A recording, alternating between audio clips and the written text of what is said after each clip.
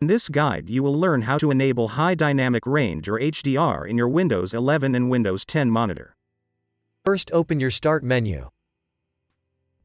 Type HDR settings. Open HDR settings. Select your monitor. Go to Use HDR. In here you can enable or disable HDR. In here you can enable HDR for streaming services. In here you can enable HDR for games.